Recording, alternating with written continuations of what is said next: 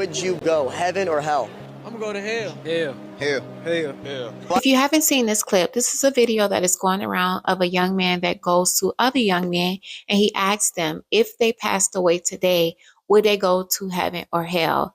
And honestly, I was completely shocked because all of the young men said hell. And I don't think I've ever heard anybody say that and be okay with that. I don't know when we've gotten to a place as humans to where we're content with going to anywhere but heaven in the afterlife. But the enemy has definitely tricked people into thinking that hell is not as bad as it really is. We know that Jesus has paid the price for all of our sins, but there is a specific time frame that I want to point out to when he is on the cross. We know that Jesus went through suffering, through pain. He had to carry the cross. He was beat. He was abused. He was nailed to the cross. But when Jesus cried out to God, "Why have you forsaken me?" that was his most painful moment, because at that point, God had forsaken him because he had taken the sins of humanity and he was away from God at that moment. If you don't know, forsaken means to be abandoned or deserted. So all the pain that he endured, the worst part of the pain was when God was away from him.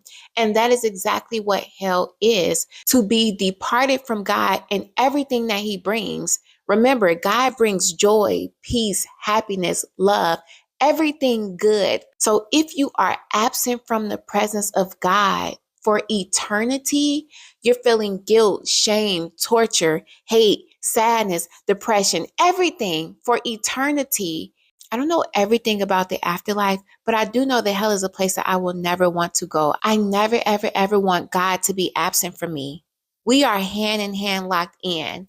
And I don't even want to think about what that feels like. I really don't think that people have grasped what it could feel like to not go to heaven. Nobody knows when our lives are going to end. Nobody knows. Nothing is ever promised. Tomorrow's not promised. The next hour isn't promised. But while you're on earth, you have to make sure that you are doing everything you can to avoid being departed from God. Because once we're done, it is too late. It's no trade backs.